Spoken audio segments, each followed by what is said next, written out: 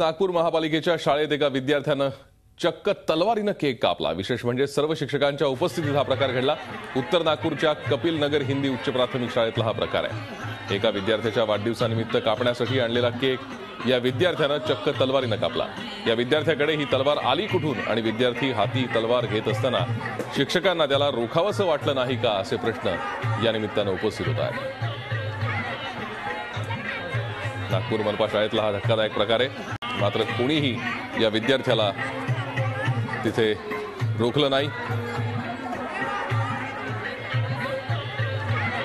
शिक्षकांसमोर हा केक कापत असताना शिक्षकांनी बघ्याची भूमिका घेतली। ही तलवार त्याच्याकडे आली कुठून हाही प्रश्न या निमित्तानं उपस्थित झाला आहे। गेल्या काही दिवसांमध्ये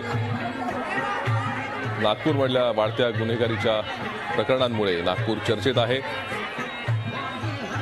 आणि त्याच वेळेला शाळेतला विद्यार्थी आपल्या वाढदिवसासाठी आणलेला केक तलवारीनं कापतोय। मात्र त्याला रोखण्यासाठी शिक्षकांनी कोणतीही पावलं उचलली नाहीत। नागपूरच्या मनपा शाळेतला हा धक्कादायक प्रकार आहे। हा विद्यार्थी चक्क तलवारीनं केक कापत होता। मात्र शिक्षकांनी त्याला अडवलं नाही किंवा कोणीच यावरती आक्षेप घेतला नाही।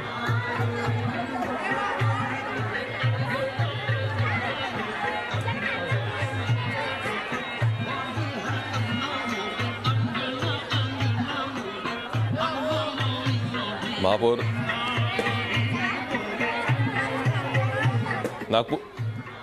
नागपूर महापालिकेचे स्थायी समिती अध्यक्ष सुधीर राऊत सध्या आपल्याबरोबर आहेत। सुधीर राऊत, आपण हा धक्कादायक प्रकार पाहतोय। हा विद्यार्थी तलवारीने शाळेमध्ये केक कापतोय।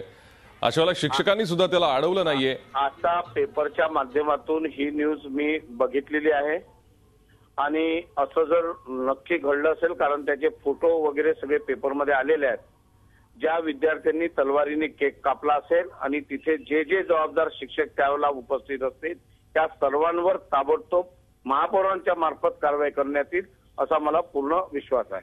पण ही तलवार त्याच्याकडे आली कुठून हाही एक प्रश्न उपस्थित होतो। बिलकुल बरोबर आहे। तलवार त्यांनी आणली कशी, तलवार आतमध्ये येऊ कशी दिली, आणि तलवारीने जर त्यांनी तसा केक सर्व शिक्षकांसमोर कापला असेल तर तिथे उपस्थित असलेले सर्व शिक्षक सुद्धा तेवढेच जबाबदार आहेत। खरंय सुधीर राऊत, आपण म्हणताय की कारवाई होईल, मात्र नागपूर सध्या गुन्हेगारीच्या प्रकरणांमुळे चर्चेत आहे आणि अशा वेळेला एखादा विद्यार्थी जर शाळेत तलवार घेऊन येत असेल तर आपण याला नक्की काय म्हणायचं? नागपूर जरी गुन्हेगारीच्या विषयात असलं तरी माननीय मुख्यमंत्र्यांनी येत्या 1.5 महिन्यामध्ये अनेक गुन्हेगारांवर सगळ्यांना अटक केलेली आहे, मोक्याचे केस लावलेले आहे आणि येत्या महिन्या 2 महिन्यामध्ये नागपूरचे सगळे गुन्हेगार तुम्हाला तुरुंगात दिसतील। या प्रकारे हा जो प्रकार घडला यावेळेला काही शिक्षक उपस्थित होते, या शिक्षकांवर काय कारवाई होणार?